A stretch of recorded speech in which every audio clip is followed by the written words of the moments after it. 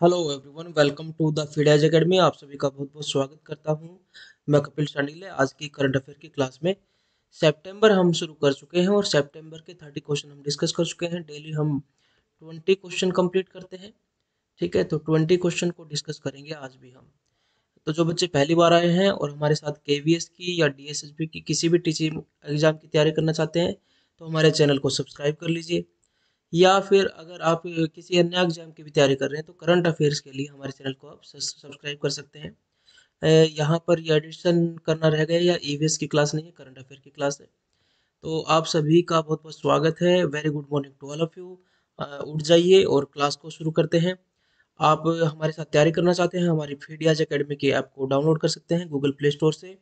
और हमारे Telegram channel को भी ज्वाइन कर सकते हैं, जहां पर इस करंट अफेयर की जैसे मंथ कंप्लीट होगा इसकी पीडीएफ जो है वहां डाल दी जाएगी।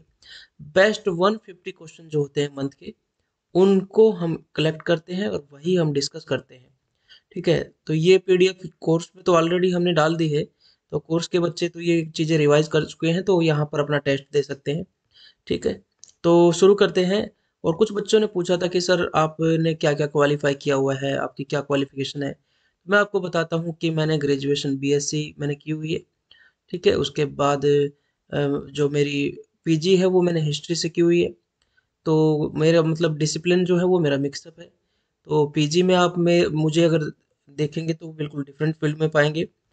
और इसके अलावा मैंने सीटेट क्वालिफाई किया हुआ है, एस्टेट क्वालिफाई किया हुआ है, केवीएस पीआरटी क्वालिफाई किया हुआ है, डीएसएस पीआरटी, टीजीटी, पीजीटी, ये सभी एग्जाम मैंने क्वालिफाई किए हुए हैं। ठीक है, तो आप काफ़ी बच्चों की क्वेरी आती रहती थी, मैसेज से आती रहती थी, खासतौर से जो कोर्स से जुड़े बच्चे हैं उनके आते हैं। तो एक बार ही मैंने बता दिया है। तो यहाँ पर पहले क्वेश्चन को हम लेते हैं। Which company developed India's first intranasal corona vaccine called as Incovacc. तो अभी आपने देखा था कि पोलियो की ड्रॉप्स जो पिलाते हैं वो भी एक वैक्सीन है। ठीक है, पोलियो की ड्रॉप्स आपको पता है ना, माउथ से जो बूंदे पिलाते हैं, 2 बूंद जिंदगी की। तो वो बूंदे जो पिलाई जाती है वो भी एक वैक्सीन है। उसमें वीक किया हुआ वायरस आपको दिया जाता है। तो इसी तरीके से आप कोविड की भी वैक्सीन ऐसी बन गई है जो कि नाक के रास्ते आपको दी जाएगी। इंट्रानेजल कोरोना वैक्सीन वो किस कंपनी ने विकसित की है? देखिए, फाइजर की भी एक, आप जानते हैं कोविड की एक वैक्सीन आई थी। भारत बायोटेक की तो कोवैक्सीन आप सभी जानते हैं। इसके अलावा अलावा जो पुणे बेस्ड जो है उसने एक कोविशील्ड बनाई थी। ठीक है, तो अब यहाँ पर भारत बायोटेक ने एक और वैक्सीन बना दी है जिसका नाम है इनकोवैक। ठीक है, थोड़ा सा डिटेलिंग कर लेते हैं, इसकी डिटेलिंग में आपको और जानकारी मिल जाएगी। तो हम आपको 20 क्वेश्चन डेली करवा रहे हैं और वो क्वेश्चन बहुत रेलेवेंट क्वेश्चन करवा रहे हैं। The drug controller general of India has approved the India's first international कोविड-19 vaccine for restricted emergency use in people above 18 year of age. तो ज़्यादातर वैक्सीन अभी जो आई हैं वो रेस्ट्रिक्टेड इमरजेंसी में ही यूज करने की परमिशन दी गई थी। और ये 18 ईयर्स की जो एज के हैं लोग, उनमें ही ये चीज़ जो है अलाउड की गई है। इस इसके अभी कम उम्र के और बच्चों को ये अलाउड नहीं की गई है। बढ़ते हैं नेक्स्ट क्वेश्चन पे। Who will build 3 giga factories to make solar modules, wind turbines and hydro electrolyser. आप सभी जानते हैं भारत ने अपना लक्ष्य बनाया है कि 2070 तक वो टोटली क्लीन एनर्जी पे काम करेगा। तो अभी उसके लिए बहुत सारी कंपनी काम कर रही हैं और इसीलिए इंफ्रास्ट्रक्चर डेवलप करने के लिए सोलर मॉड्यूल्स, क्योंकि अभी हमारी जो सोलर प्लेट्स वगैरह आती हैं वो विदेशों से आती हैं बहुत ज़्यादा। विंड टर्बाइंस जो है, एक हैबिट नहीं है विंड टर्बाइंस वगैरह यूज करने की। और हाइड्रोजन गैस डायरेक्ट नहीं यूज हो रही है, अब हाइड्रोजन बेस देखा है कार आ गई है। तो वो उसमें इलेक्ट्रोलाइजर मतलब एक बैटरी के रूप में उसको स्टोर किया जाता है, हाइड्रोजन को फ्यूल के रूप में, तो वहां पर यूज हो जाती है। अदरवाइज ये बहुत ज़्यादा कंबस्टिबल है, ये धमाके के साथ जलती है। तो इसको बैटरी में स्टोर करके इसको यूज किया जाता है। तो ये चीज़ें जो है वो क्लीन एनर्जी के लिए बनाने के लिए किसने एक बहुत 3 गीगा कारखाने लगाने की बात की है? तो उसका सही आंसर है बी, अडानी ग्रुप ने ये काम किया है। ठीक है, आप जो बच्चे कोर्स से नहीं जुड़े हुए हैं तो अपने वन लाइनर जीके लिख लीजिए कीजिए और जो जरूरी बात है वो भी लिख लीजिए कीजिए। Adani Group will manufacture solar modules, wind turbines, and 3 gigafactories of electrolyzer to make hydrogen. This is a part of its $70 billion investment in clean energy by 2030. ठीक है, 70 बिलियन का इन्वेस्टमेंट करेगी ये पार्ट 2030 तक। The factory will help generate additional 45 gigawatt of renewable energy to contain 3 million ton of hydrogen by 2030। ठीक है, तो Adani group ने ये जो है शुरुआत की है। विच of the following has declared India's first clean Sujal Pradesh. India का पहला क्लीन सुजल प्रदेश किसे डिक्लेयर किया गया है? तो यहाँ पर आपके सामने कई सारे ऑप्शन हैं, अंडमान निकोबार, चंडीगढ़, मध्य प्रदेश और दिल्ली। दिल्ली तो आप बगैर सोचे समझे काट सकते हैं, ये तो नोटोरियस रही है पोल्यूशन के लिए, बहुत हाईलाइटेड रहती है। इसके अलावा मध्य प्रदेश ऑप्शन में हो सकता है, चंडीगढ़ भी साफ सुथरा शहर है। मध्य प्रदेश पूरा नहीं, लेकिन इंदौर तो आप जानते हैं स्वच्छता सर्वेक्षण में सबसे पहले पे आता है। लेकिन यहाँ पर जो आंसर है वो अंडमान निकोबार द्वीप समूह के लिए है। आज मैं पेन टैब यूज नहीं कर रहा हूँ, तो इसलिए ज़्यादा राइटिंग नहीं कर रहा हूँ, इसलिए आप जो है वो पढ़ते रहें, सुनते रहें। यूनियन जल शक्ति मिनिस्टर है गजेंद्र सिंह शेखावत। एक क्वेश्चन ये भी ध्यान रखें। Handed over the certificate to lieutenant governor admiral D K Joshi. तो आप सभी जानते हैं कि जितनी भी यूटी होती है उनके अंदर गवर्नर नहीं होती, यूनियन टेरिटरी के अंदर लेफ्टिनेंट गवर्नर होते हैं, यानी कि उप राज्यपाल होते हैं। तो वहाँ के उप राज्यपाल हैं D K Joshi, admiral D K Joshi. ठीक है, तो all village in Andaman Nicobar island have been certified over the certificate to lieutenant governor admiral. सभी विलेजेस को ये सर्टिफिकेट दे दिया गया है, सभी में साफ जल दिया जा रहा है। All villages in Andaman Nicobar island have been certified as Har Ghar Jal as the open defecation free. Har Ghar Jal भी आ रहा है, वहां पर टैप का पानी जा रहा है, टूटी का पानी, और इसके अलावा ओपन डिफिकेशन भी नहीं होता वहां पर, मतलब खुले में शौच नहीं करते लोग। तो Andaman Nicobar island was declare for 100% coverage with tap water. ठीक है, कब? मार्च 2021 को ये हो गया था, और ये मार्च 2021 को वर्ल्ड वाटर डे मनाया जाता है, इस दिन ये मिल गया था इसे। तो इस तरह से देखें तो गोवा और तेलंगाना के बाद तीसरा स्टेट या यूनियन टेरिटरी बन गया है। ठीक है, which achieve tap water coverage in 100% rural household. ग्रामीण क्षेत्रों में ही टूटी का पानी नहीं आता, शहरों में तो पहुंच ही जाता है। तो यहाँ पर भी 100% हाउस होल्ड को रूरल एरिया में भी ये चीज़ें पहुंचा दी गई है। तो इसलिए इसको ये सुजल प्रदेश का खिताब मिला है।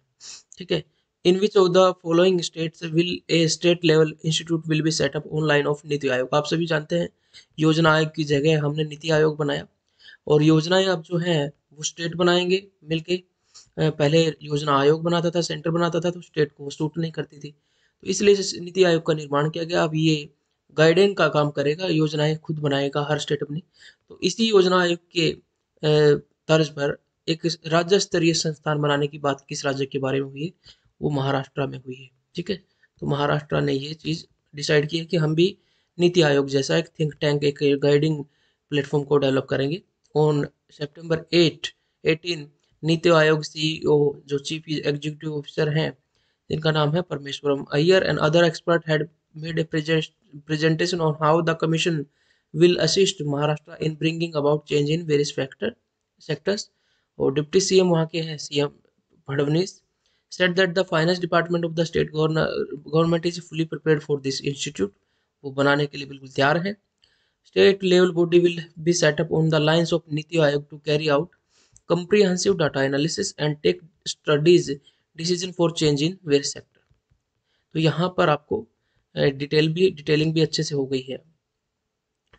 बढ़ते हैं नेक्स्ट क्वेश्चन पे, और नेक्स्ट क्वेश्चन है नंजरायन टैंक तिरुपुर नामक स्थान पर। ये त्रिपुरा नहीं है, कंफ्यूज नहीं होना कि सर त्रिपुरा तो नहीं है, ये तिरुपुर नामक स्थान पर एक टैंक है जिसका नाम है Nanjarayan Tank, has been notified as the bird century.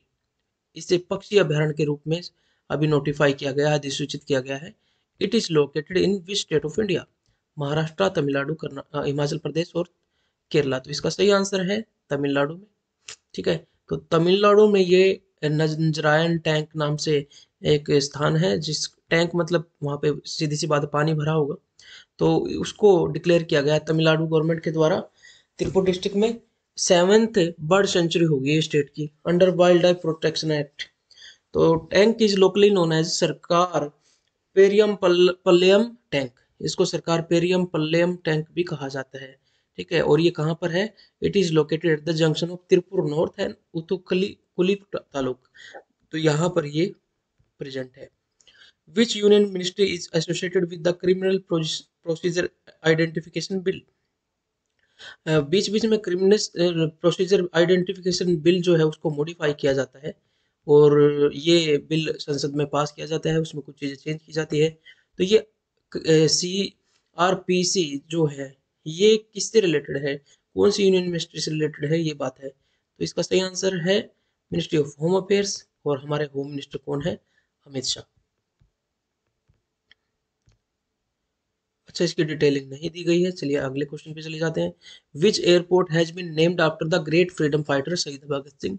ये क्वेश्चन पिछली क्लास में भी, पिछले महीने भी हमने डिस्कस किया था। उस समय पे घोषणा की गई थी, अब रीनेम्ड कर दिया गया है भगत सिंह। ठीक है, और ये एक पेपर में, चंडीगढ़ के पेपर में भी आया था, आप ही में से किसी ने बताया। तो गोरखपुर एयरपोर्ट है या दिल्ली एयरपोर्ट है, मुंबई है या चंडीगढ़। तो चंडीगढ़ एयरपोर्ट को रीनेम्ड कर दिया गया है शहीद भगत सिंह के नाम पर। ठीक है, और दोनों सरकारों ने सहमति दी है, क्योंकि चंडीगढ़ हरियाणा और पंजाब दोनों की ही राजधानी है।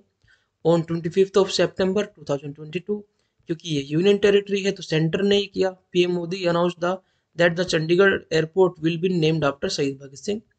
देखिए, सितंबर में हुआ था, लेकिन हम ये अनाउंस कर दिया, पहले डिसीजन लिया गया था। Punjab and Haryana government had last month agreed to name the airport after freedom fighter Bhagat Singh. ठीक है, 485 crore airport project is a joint venture between the airport authority of India and government of Punjab and Haryana. दोनों मिलकर इसको बना रही है, airport authority of India and Punjab government है और हरियाणा गवर्नमेंट है, दोनों मिलकर बना रही है, क्योंकि ये कॉमन कैपिटल है। India exported the first consignment of plant based meat product from which state. देखिए, ये बहुत इंपॉर्टेंट चीज़ है, एक नई चीज़ है, पेपर में आ सकता है। ठीक है, ये है क्या, ये भी नहीं समझ में आएगा जल्दी से। तो प्लांट बेस्ड मीट, वैसे तो मीट एनिमल से मिलता है, नॉन वेज में आता है, लेकिन प्लांट से भी क्या मीट मिलता है, ये एक बड़ा क्वेश्चन है। क्योंकि इंडिया ने एक्सपोर्ट किया अपना पहला कंसाइनमेंट कौन से राज्य से, गुजरात से। गुजरात से प्लांट से निकाल के मीट बेचा है, क्या ऐसा हो सकता है? अगर वो मीट है तो फिर वो नॉन वेज होगा। प्लांट से भी मांस मिलता है क्या? जी नहीं, नहीं मिलता। असल में ये मीट नहीं होता, लेकिन इसको मिमिक किया जाता है। ठीक है, मिमिक समझे जाता है कि उसकी शेप ऐसी बनाई जाती है जैसा मीट होता है। इसके इससे जो प्रोटीन वगैरह जो मिलता है वो तो प्लांट से ही करते हैं, लेकिन ये प्लांट से ही उसकी चीज़ें लेते हैं, लेकिन उसकी शेप वैसी बनाई जाती है। ठीक है, उसकी शेप यानी कि लुक उसका मीट जैसा बनाया जाता है, जो प्रोडक्ट बनाया जाता है। ठीक है, और साथ ही साथ शेप तो है ही, इसके साथ साथ उसको फ्लेवर भी वैसा ही दिया जाता है। ठीक है, कलर भी उसका कुछ कुछ वैसा ही क्रिएट किया जाता है, ऐसा लगेगा खाने वाले को कि ये मीट ही है सच में ही, और वो प्रोटीन डाइट को भी कंप्लीट करेगा। तो ये भारत इस पे बड़ा जोर दे रहा है, क्योंकि भारत में वेजिटेरियन डाइट की बहुत ज़्यादा जो है वो मिलती है, वैरायटी मिलती है, फूड की वैरायटी मिलती है, तरह तरह के फूड बनाते हैं हम। तो उनको प्रोसेस करके उसी तरीके के फ्लेवर, उसी तरह की महक बना के उसमें वैसी शेप दे के बाहर के देशों को बेचा जा रहा है। और ये पहला कंसाइनमेंट भारत ने भेजा है अपना गुजरात के खेड़ा डिस्ट्रिक्ट से कैलिफोर्निया में भेजा है, कैलिफोर्निया जो कि वेस्ट यूएस में है। ठीक है, प्रशांत महासागर के किनारे। तो agriculture and processed food product export authority facilitated the export of first consignment. तो इस अथॉरिटी ने इसको फैसिलिटेट किया, जो कि प्लांट बेस्ड मीट प्रोडक्ट है under the vegetarian food category. तो इस पे वेजिटेरियन फूड यानी कि ग्रीन मार्क लग के गया है। तो ये प्लान कर रही है कि ऐसी ही वैरायटी जो है वेजिटेरियन फूड की वो ऑस्ट्रेलिया को भी भेजे, इजराइल को भी, न्यूजीलैंड को भी।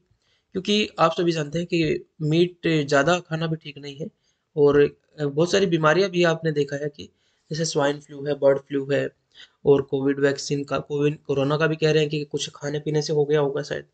तो सभी देश जो हैं वहाँ पे फूड में वैरायटी में वेजिटेरियन को पसंद किया जा रहा है।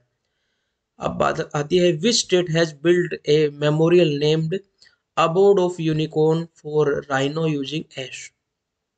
ठीक है, राख का उपयोग करने वाले गैंडों के लिए, सॉरी, राख का उपयोग करके, ये थोड़ा ट्रांसलेशन गड़बड़ है। गैंडों के जो सींग थे ना, उनको जला के राख बनाएगी, और उससे फिर एक एबोर्ड ऑफ यूनिकॉर्न नामक से स्मारक बना गया है। ऐसा इसलिए हुआ है, ये आसाम में हुआ है, आपको पता है। यहाँ पर काजीरंगा जो पशु अभयारण्य है या नेशनल पार्क है, वहां पर एक सींग वाला गैंडा मिलता है। तो शिकारियों ने जो बहुत सारे सींग चुराए हुए थे, इनको मार के या इनको हंट करके कैसे भी, उन सभी को इकट्ठा करके जलाया सरकार ने। ठीक है। द 3 राइनो स्टैचू बनाए गए हैं made using ash collected from the rhinos horns. Rhinos के हॉर्न्स को जला के जो एश मिली burned by the Assam government were launched in Assam से Kaziranga national park. Kaziranga national park में 3 राइनो स्टैचू बनाए गए हैं। ठीक है। A year ago, World Rhino Day. On World Rhino Day, the Assam government had burnt around 2,500 rhino horns, यानी कि 2,500 rhino horns को जलाया गया था। Collected by conservation authorities from poachers and illegal trade. जो कंजर्वेशन की जो राइनोज को बचाने की अथॉरिटीज हैं उनके द्वारा ये कलेक्ट किए गए थे शिकारियों से, और जो अवैध तरीके से जो व्यापार करते हैं इन चीज़ों का, इन चीज़ों की मांग जो है वो चाइना और बहुत सारे देशों में है, तो उनको यहाँ से रेस्क्यू कराया गया और उसको जला दिया गया। ठीक है। और फिर उस राख से ये बनाए गए हैं, कुछ स्टैचू बनाए गए हैं। कहाँ पर? काजीरंगा नेशनल पार्क में। Thamirabarani river which has been in news recently is located in which state? Thamirabarani जो रिवर है इसको फिर से रिजुवनेट करने की कोशिश की जा रही है और ये तमिलनाडु में है। ठीक है। इसको रिजुवनेट मतलब ये पहले अच्छी अवस्था में थी, अब इसको फिर से इसका पुनरुद्धार किया जा रहा है। Thamirabarani river originate from the Pothigai hill of the western ghat in Tirunelveli district of Tamil Nadu. Researchers from Bengaluru based Ashoka trust for research and environment, ATREE नाम से ये है, took the initiative to renovate the Thamirabarani river under the SES project.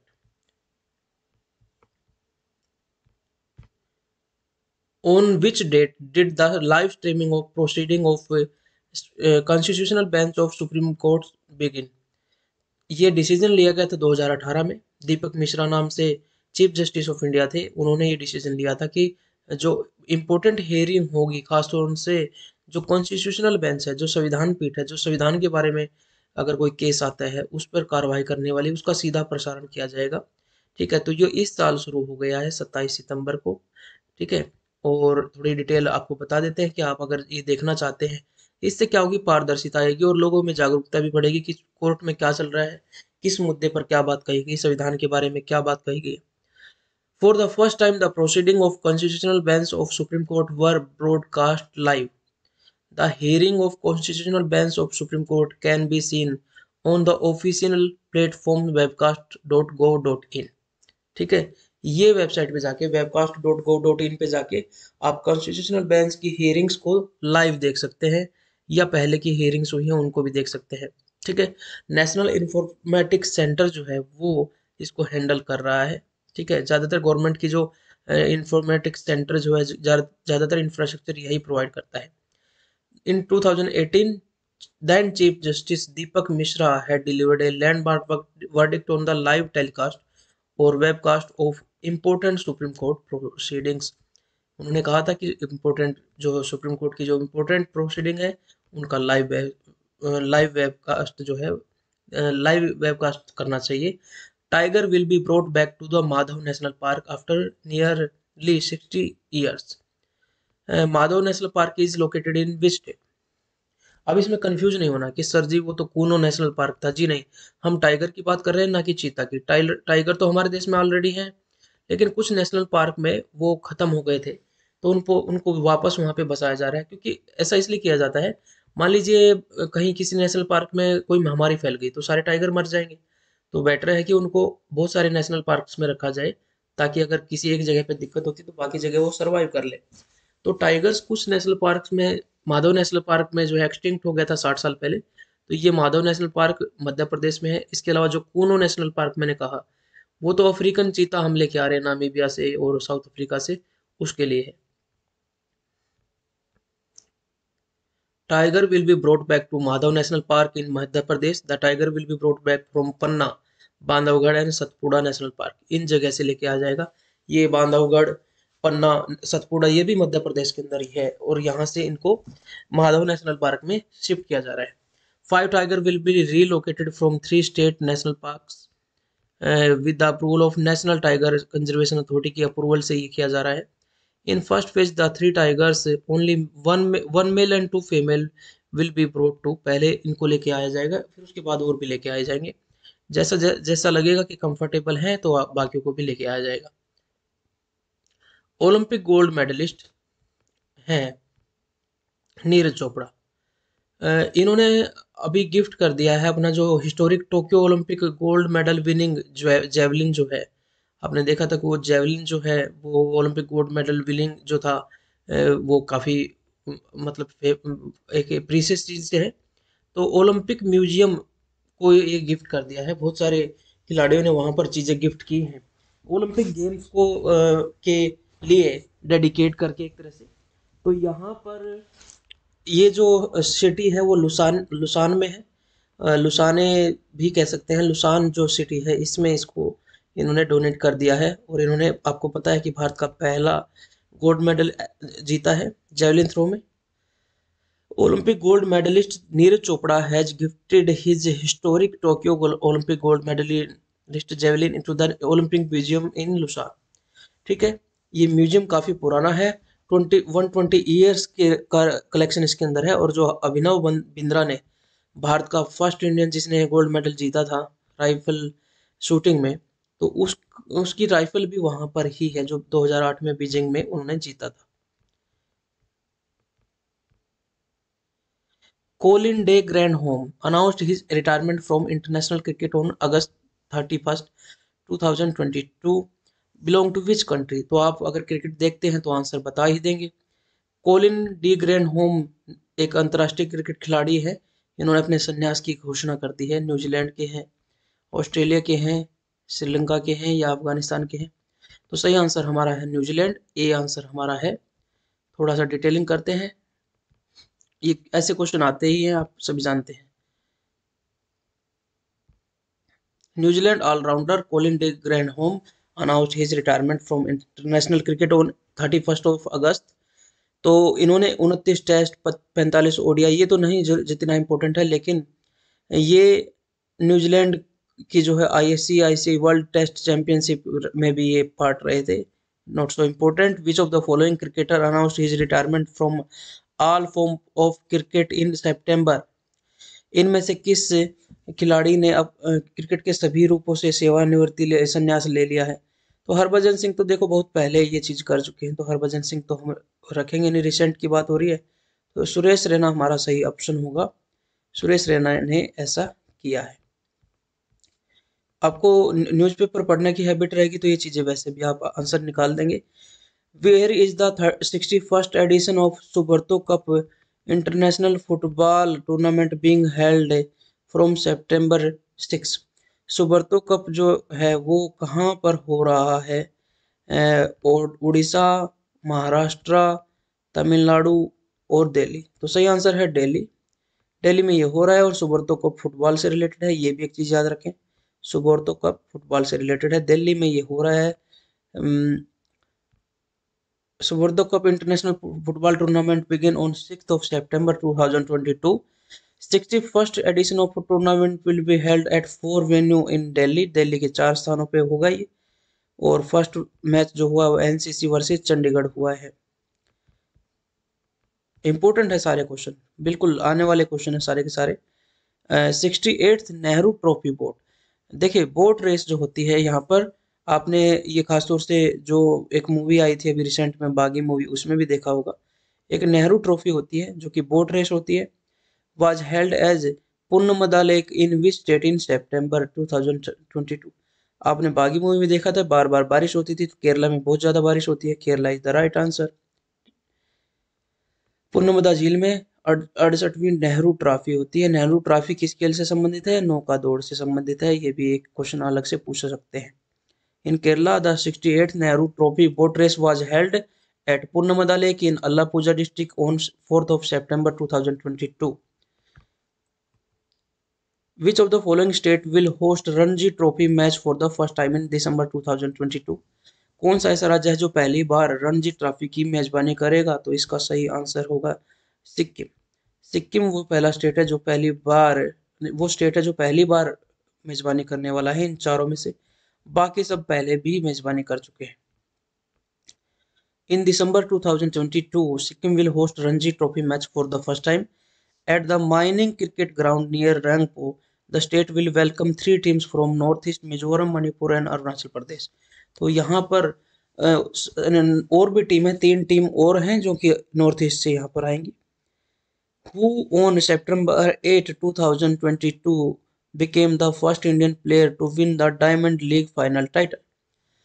8 सितंबर को 2022 में कौन ऐसा भारतीय first Indian player है जिसने डायमंड लीग फाइनल टाइटल जीता है? तो यहाँ पर रवि कुमार दहिया अगर आप देखें तो ये तो अभी सिल्वर मेडल जीत के लाए थे ओलंपिक में, लेकिन ये आंसर नहीं है। सुशील कुमार जेल में है, ये ओलंपिक मेडलिस्ट तो है। विजेंद्र सिंह में बॉक्सिंग में कुछ जीता था। और नीरज चोपड़ा हमारा सही आंसर है। नीरज चोपड़ा ने एक कारनामा करके दिखाया है, पहले इंडियन है जिन्होंने जीता है डायमंड लीग फाइनल टाइटल। तो हमारा ये सेकंड लास्ट क्वेश्चन ये हो गया। Olympic gold medallist javelin thrower Neeraj Chopra became the first Indian to win the Diamond League, ठीक है, Diamond League final title on 8th of September 2022. He reached the top spot with a throw of 88.44 metre second attempt में। और इन्होंने Kazakhstan के Jacob बेडलेज को हराया है, ठीक है। तो वो 88 मीटर तक उन्होंने फेंका। लास्ट क्वेश्चन आज का, which tennis player has won the US open women single title on September 10, 2022? किस टेनिस खिलाड़ी ने 10 सितंबर 2022 को यूएस ओपन महिला एकल खिताब जीता है? तो इसका सही आंसर है, वर्ल्ड नंबर 1 चल रही है वो महिला, और उनका नाम है इगा इगा स्विएटेक। आपको एक क्वेश्चन दे के जाते हैं, आप गूगल करके बताएं, या आपको पता भी है तो कमेंट में बताएं कि ये किस कंट्री से, किस देश से ये बिलोंग करती हैं, ठीक है। क्योंकि जो खिलाड़ी जीतता है उसका एक क्वेश्चन ये भी आता है, पहले तो जीता कौन, दूसरा हराया कौन उसको उसने, और तीसरा वो किस देश से बिलोंग करता है। आज हमने पेन का ज़्यादा यूज नहीं किया क्योंकि पेन मेरा नहीं है मेरे पास। Download the Feedias academy app now, join Telegram channel. इसके अलावा अगर आप हमारे साथ मिलके केवीएस में सिलेक्शन के लिए एक अच्छे बैच से जुड़ना चाहते हैं तो केवीएस पीआरटी टीजीटी के बैच से जुड़ जाइए। टाइम कम है, कंटेंट आपको तैयार करने का समय बचा नहीं है अब, तो बेटर है कि कोर्स के माध्यम से करें ताकि कंटेंट प्रिपेयर्ड हो और आप जल्दी से जल्दी जो टॉपिक्स है उनको कवर करते हुए चले। तो आप सभी का बहुत बहुत धन्यवाद हमारे साथ जुड़ने के लिए। सब्सक्राइब कर लीजिए, बेल आइकन जरूर दबाएं ताकि आपको नोटिफिकेशन मिले, ठीक है। और इसके अलावा अगर आप जो है हमारे डीएसएसबी के बैच से जुड़ना चाहते हैं तो उससे भी जरूर जुड़े। तो यहाँ पर इसका एक्सप्लेनेशन नहीं हुआ है। एक बार आप, अच्छा एक चीज़ तो भूल ही गए कि आप सभी ने कहा था कि सर लास्ट में रिवीजन करवाया कीजिए। वर्ल्ड के नंबर 1 टेनिस प्लेयर हैं इगा स्विएटेक, ये यूएस ओपन जीत गई हैं, ठीक है। इन्होंने ट्यूनीशिया की ओनस जेबुअर को हराया है और ये उनके कैरियर का ये तीसरा ग्रैंड स्लैम हो गया है, ठीक है। चलिए मैं आपको एक बार रिवाइज करवा देता हूँ। यूएस ओपन महिला खिताब इगा स्विएटेक ने जीता है। उसके बाद 8 सितंबर 2022 को पहला Indian player to win the Diamond League final वो हो गए हैं नीरज चोपड़ा, जेवलिन थ्रो के खेल से रिलेटेड है वो। And Sikkim is the state जो कि होस्ट कर रही है, पहली बार मेजबानी कर रही है रणजी ट्रॉफी की। 68th Nehru trophy boat race जो है वो पूनमदाले केरला में हो रही है। 68th सुब्रतो कप फुटबॉल है जो कि इसका 21वां एडिशन चल रहा है वो दिल्ली में। उसके बाद सुरेश रैना खिलाड़ी हैं भारतीय टीम के जिन्होंने सभी फॉर्मेट से क्रिकेट के संन्यास ले लिया है। उसके बाद है एक और व्यक्ति कोलिन डे ग्रैंडहोम जिन्होंने रिटायरमेंट ले ली है, न्यूजीलैंड के हैं, ऑलराउंडर हैं, सभी फॉर्मेट से उन्होंने रिटायरमेंट ले ली है। Olympic gold medallist Neeraj Chopra ने अपना जो ओलंपिक में जिस जेवलिन से उन्होंने गोल्ड मेडल जीता था वो एक ओलंपिक म्यूजियम को गिफ्ट कर दिया है जो 120 साल पुराना है लुसान सिटी में। अभिनव बिंद्रा की राइफल भी वहाँ गिफ्ट की गई है। Tiger will be brought back to Madhav national Park, 60 साल बाद माधव नेशनल पार्क में टाइगर लेके आए जा रहे हैं। ये मध्य प्रदेश के अंदर है और मध्य प्रदेश के ही 3 पार्क हैं, पन्ना, बांधवगढ़ और सतपुड़ा नेशनल पार्क, वहां से वो लेके आए जा रहे हैं। और अभी 27 सितंबर से एक नई कहानी हुई है कि कॉन्स्टिट्यूशनल बेंच जो होती है सुप्रीम कोर्ट की संविधान पीठ जो कि होती है उसकी कार्रवाई का सीधा प्रसारण शुरू किया गया है। और वो आप देख सकते हैं कहाँ पर, webcast.go.in, NIC उसको हैंडल कर रहा है। दीपक मिश्र आगे जजमेंट के बाद हुआ है 2018 का जजमेंट। अब यह तमीरा पानी रिवर, इसको रिजेवनेट करने की कोशिश की जा रही है जो कि तमिलनाडु में है। अब एक राइनोज का एक मेमोरियल बनाया गया है, एक मतलब स्मारक बना गया है जो लगभग 2500 उनके सींग थे जो चुराए गए थे, उनको मार के या पोचिंग करके उनको जला के काजीरंगा असम में 2-3 स्टेचू बनाए गए हैं। कितने स्टेचू हैं देख लें एक बार। 3 राइनो स्टेचू बनाए गए हैं उस राख से। पहले उनको जलाया गया राइनोज को, फिर स्टेचू बनाए गए उस राख से। अब इंडिया ने एक्सपोर्ट किया अपना पहला consignment plant based meat Gujarat के खेड़ा से, उसको भेजा गया है कैलिफोर्निया के यूएस से। मैंने बता दिया है क्या है ये चीज़। विच airport has been named Bhagat Singh शहीद भगत सिंह एयरपोर्ट नाम रख दिया गया है चंडीगढ़ एयरपोर्ट का। विच union ministry is associated with criminal procedure bill, तो होम मिनिस्ट्री हो गई। अब है कि नंजरायन टैंक को पक्षी अभ्यारण्य घोषित किया गया है, जो कि अब हो गया है 17वां अभ्यारण्य तमिलनाडु का, जो कि त्रिपुर स्थान पर है। नीति आयोग की तर्ज पर महाराष्ट्र भी एक ऐसा इंस्टीट्यूट स्टेट लेवल पे बनाने की कोशिश कर रहा है। जल शक्ति मिनिस्टर गजेंद्र सिंह शेखावत ने सर्टिफिकेट दिया है जो अंडमान के लेफ्टिनेंट गवर्नर है एडमिरल डीके जोशी को, कि यहाँ हर घर जल भी पहुँच गया है और ओपन डिफेकेशन फ्री भी हो गया है, और इसको फर्स्ट क्लीन सुजल प्रदेश घोषित कर दिया गया है। अडानी ग्रुप कोशिश कर रहा है कि वो 3 गीगा फैक्ट्रीज लगाएगा, सोलर मॉड्यूल, विंड टर्बाइन और हाइड्रोजन इलेक्ट्रोलाइजर की। विच कंपनी, अच्छा ये भारत बायोटेक है जिसने कोवैक्सीन बनाई थी, उसने एक नेजल इंट्रानेजल कोरोना वैक्सीन भी बना दी है जिसका नाम है इनकोवैक। तो आज की क्लास यहीं पे समाप्त होती है। आपका दिन शुभ हो, खूब मेहनत कीजिए, शुरुआत अच्छी हो चुकी है। तो आपके 10 नंबर की जिम्मेदारी हम लेते हैं, आपके 10 नंबर, ठीक है। जैसे ही करंट अफेयर हम खत्म करेंगे, स्टैटिक जीएस की स्पेशल क्लासेस भी होगी, ठीक है। और स्टैटिक जीएस की कुछ क्लासेस जो है करंट अफेयर के साथ मिक्स करके हम लेके आने वाले हैं। तो डेली क्लासेस से जुड़े रहिए, कोई क्लास मिस मत कीजिए, ढीला मत छोड़िए। शुरुआत में आप क्लासेस में रेगुलर थे, लेकिन अब फिर उसके बाद आपने मिस किया, तो ये आपको नुकसान करेगा, क्योंकि क्लासेस बहुत मेहनत के साथ, बहुत सिलेक्टिव मैटर के साथ लेके आई जा रही है। अपना ध्यान रखिए, खुश रहिए। देखिए, हारने के डर से पीछे हटना नहीं है, और खोने को कुछ है नहीं, क्योंकि आपसे कोई कुछ मांग नहीं रहा है, लेकिन मिलने को बहुत कुछ है। ये ऐसा सपना है एक गवर्नमेंट जॉब का जो आप पूरा कर सकते हैं। ये आंखों से, खुली आंखों से देख भी सकते हैं, इसको पा भी सकते हैं। ये लोगों ने हासिल किया भी है, ठीक है। कोई रॉकेट साइंस नहीं है, आप सभी मेहनत करके पा सकते हैं। अपने पे भरोसा रखिए, रेगुलर रही पढ़ाई में। जय हिंद, जय भारत, खुश रहिए।